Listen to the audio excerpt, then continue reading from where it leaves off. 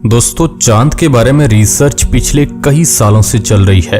आप में से ज्यादातर लोग सोच रहे होंगे कि चांद की बंजर पड़ी जमीन पर क्यों रिसर्च करके पैसा बर्बाद कर रहे हैं। ना वहाँ पर जीवन है, ना चांद के पास कोई वातावरण है, तो फिर क्यों भारत और दूसरी स्पेस एजेंसियां वहाँ पर मिशन भेज रही है। तो दोस्तों, चांद के बारे में रिसर्च करना इसलिए भी जरूरी हो जाता है क्योंकि यह पृथ्वी का सबसे करीबी ऑब्जेक्ट माना जाता है और इसके गुरुत्वाकर्षण का प्रभाव पृथ्वी पर भी पड़ता है और यहाँ तक कि चांद पर पानी होने का भी दावा किया जाता है। इसके अलावा चांद पर कई कीमती खनिज हो सकते हैं, इसलिए ज्यादातर दुनिया की स्पेस एजेंसियां चांद पर रिसर्च करना चाहती है। इसी सिलसिले में भारत ने चंद्रयान 3 को 14 जुलाई को चांद के लिए रवाना किया था। ये चांद के सबसे भयानक इलाके में खोज करने के लिए गया है। अब आप भी सोच रहे होंगे कि आखिर इतने दिन बीतने के बाद चंद्रयान कहां पर पहुंच गया है। एक सवाल ये भी है कि इसका रॉकेट पहले ही इससे अलग हो गया था, तो चंद्रयान 3 को आखिर कौन सी एनर्जी चला रही है, वैज्ञानिक उसे इतनी स्पीड में कैसे कंट्रोल कर रहे हैं और 1 अगस्त के दिन चंद्रयान क्या बड़ी खुशखबरी देने वाला है।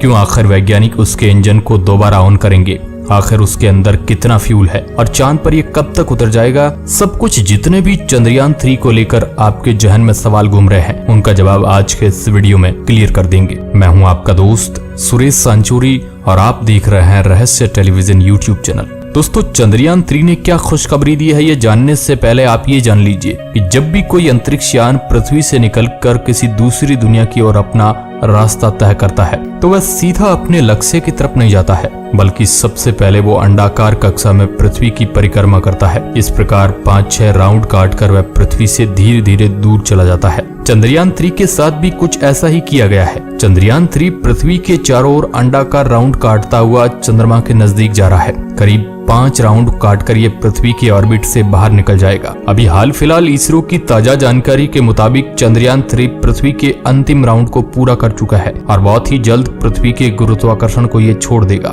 कहा जा रहा है कि 1 अगस्त के दिन ये पृथ्वी की परिक्रमा पूरी करके चांद की तरफ जाने वाले सीधे रास्ते की तरफ चल पड़ेगा।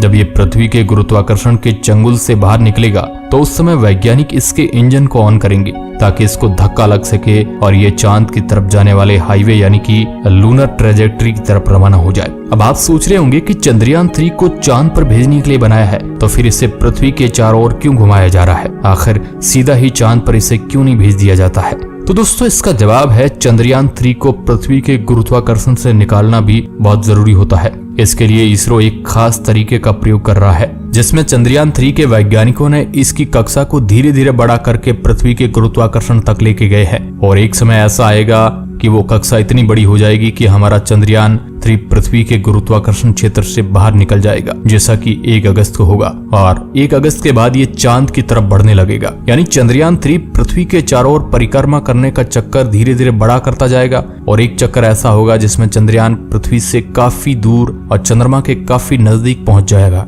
लेकिन दोस्तों, ये काम जितना हमें सरल लग रहा है उतना सरल है नहीं। इसमें कई सारे भयानक एक्सपीरियंस का सामना करना पड़ता है। इसके लिए थोड़ा और इस मुद्दे को गहराई में चलते हैं। दोस्तों, आपने पूरी प्रक्रिया तो समझ ली, लेकिन आप ये नहीं समझ पाए होंगे कि चंद्रयान 3 तो अभी अंतरिक्ष में है, पर इसरो इसकी कक्षा को कैसे बदल रहा है और 1 अगस्त को क्या होने वाला है। तो हम आपको पहले इसका जवाब दे देते हैं। दरअसल दोस्तों, वैज्ञानिकों को इन बातों के बारे में पहले ही पता होता है, इसलिए इसरो ने चंद्रयान 3 की दिशा और कक्षा बदलने के लिए उसमें थ्रस्टर्स लगाए थे। इन थ्रस्टर को चालू करके इसरो चंद्रयान 3 की दिशा और गति को नियंत्रित कर सकता है। अब चंद्रयान 3 पृथ्वी से 1 लाख से ज्यादा किलोमीटर की दूरी पर आज मौजूद है। 1 अगस्त का दिन वैज्ञानिकों के लिए बहुत बड़ा रहने वाला है। इसरो ने कहा है कि 1 अगस्त को 12 से 1 बजे के बीच उसके थ्रस्टर्स को चालू करने की योजना बनाई गई है। इससे पृथ्वी के गुरुत्वाकर्षण से निकालकर चांद वाले रास्ते में शिफ्ट होने में 28 से 31 मिनट का समय लग सकता है। कल का दिन वैज्ञानिकों के लिए बहुत अहम है और फिर जो आपको ये रास्ता इस विजुअल में दिख रहा है चंद्रमा और पृथ्वी के बीच का, इस रास्ते पर यह मुसाफिर चल पड़ेगा। इस रास्ते पर लगभग 5 दिन ये यात्रा करके चंद्रमा के नजदीक पहुंचेगा और 5 से 6 अगस्त को हमारा चंद्रयान 3 चांद की कक्षा में प्रवेश करने के लिए तैयार हो जाएगा। यहाँ पर वैज्ञानिक फिर से वही प्रोसेस अपनाएंगे और मॉड्यूल सिस्टम को चालू करके थ्रस्टर्स के जरिए इसे चांद की कक्षा में भेज दिया जाएगा।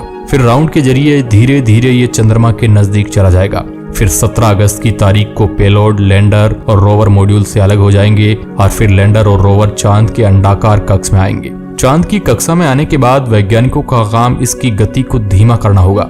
इसके लिए चंद्रयान 3 में लगे हुए थ्रस्टर्स को इसकी गति के उल्टी दिशा में चलाया जाएगा और 23 अगस्त का वो दिन आएगा जब ये मुसाफिर चांद की उस रहस्यमयी जगह पर उतर जाएगा। वैज्ञानिकों ने किसी भी समस्या से बचने के लिए कई अलग रास्ते की भी खोज की है। लैंडर और रोवर को पहले से ही कहीं ज्यादा इन्हें मजबूत बनाया गया है जिसमें चंद्रयान 2 जैसी किसी भी गलती से बचा जा सके। और ये तो आपको पता ही होगा कि भारत के वैज्ञानिक इससे पहले 2 चंद्रयान को चांद पर भेज चुके हैं। ये तीसरा मुसाफिर है जो चांद पर ध्रुवीय इलाके में शोध करने के लिए जा रहा है।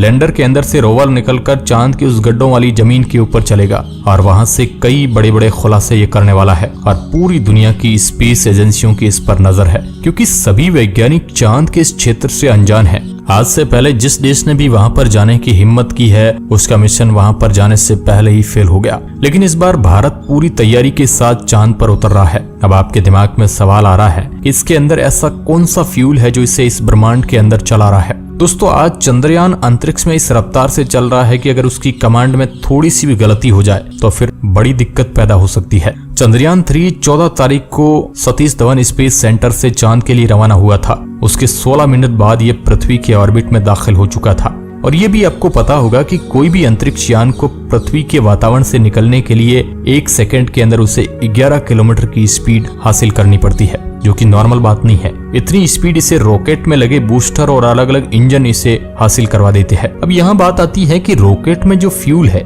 जो एनर्जी है, वो क्रायोजेनिक स्टेज के अलग होते ही खत्म हो चुका है। मतलब लॉन्च से केवल 16 मिनट के बाद ही ये पूरा का पूरा खेल तो खत्म हो चुका है। अब चंद्रयान चल किससे रहा है? इस वक्त चंद्रयान 3 3 तरह की दोस्तों एनर्जी से चल रहा है। एक तो इसके अंदर फ्यूल भरा हुआ है, फ्यूल के 2 टैंक है, दूसरा सोलर एनर्जी और तीसरी है बैटरी। फ्यूल की बात करें तो यहाँ पर पेट्रोल डीजल का यूज इसके अंदर नहीं किया जाता है, ना ही इसमें एविएशन कैरोसिन का यूज होता है जो हवाई जहाज में इस्तेमाल होता है। बल्कि चंद्रयान 3 में भी सैटेलाइट में यूज होने वाला प्रोपलेट हाइड्रोजन होता है जिसको जलाने के लिए नाइट्रोजन टेट्रा ऑक्साइड का यूज किया जाता है। और जब ये पृथ्वी से 1 लाख किलोमीटर दूर चला गया है तब वह चांद और पृथ्वी के बीच के सीधे रास्ते की तरफ आगे चल पड़ेगा। और इसी दौरान दोस्तों इसकी स्पीड जिससे वैज्ञानिक वेलोसिटी के तौर पर जानते हैं वो 40,320 किलोमीटर प्रति घंटे से ज्यादा होनी चाहिए क्योंकि इससे पृथ्वी के ऑर्बिट से बाहर जाने के लिए इसलिए ये करना बेहद जरूरी है। अगर ऐसा नहीं होता है तो हमारी धरती चंद्रयान 3 को वापस अपनी ओर खींच लेगी और ये मिशन बर्बाद हो सकता है। लिहाजा इसरो के वैज्ञानिक इसके इंजन को फिर से चालू करेंगे। तो इसके प्रोपल्शन मॉड्यूल में 2 बड़े इंजन टैंक लगे हुए हैं जिनको जलाने से ही ऊर्जा मिल रही है। अब 1 अगस्त को बड़ा काम होगा क्योंकि इस दिन इसरो के वैज्ञानिकों को इंतजार है कि कब चंद्रयान 3 और चंद्रमा अंतरिक्ष में एक लाइन के अंदर आए। एक लाइन में लाने के बाद इसे पृथ्वी की कक्षा से निकालकर चांद के रास्ते रवाना कर दिया जाएगा और फिर 17 अगस्त के आसपास इसरो के वैज्ञानिक कोशिश करेंगे कि चंद्रयान 3 की कक्षा को पकड़ लिया जाए, नहीं तो 40,320 किलोमीटर प्रति घंटे की रफ्तार से ये चंद्रमा को बाय बाय बोल करके बगल से निकल भी सकता है, यानी उससे आगे भी निकल सकता है। अगर ऐसा हो गया तो फिर सब कुछ बेकार हो सकता है। इसलिए यहाँ पर कदम कदम पर वैज्ञानिकों को सावधानी रखने की जरूरत होगी। चांद के ऑर्बिट में डालने के लिए चंद्रयान के प्रोपल्शन मॉड्यूल में लगे छोटे छोटे इंजन की मदद से चंद्रयान के इंटीग्रेटेड मॉड्यूल को पूरी तरह से विपरीत दिशा में घुमाया जाएगा। चांद की कक्षा पकड़ने के बाद धीरे धीरे यह चांद के नजदीक चलता जाएगा।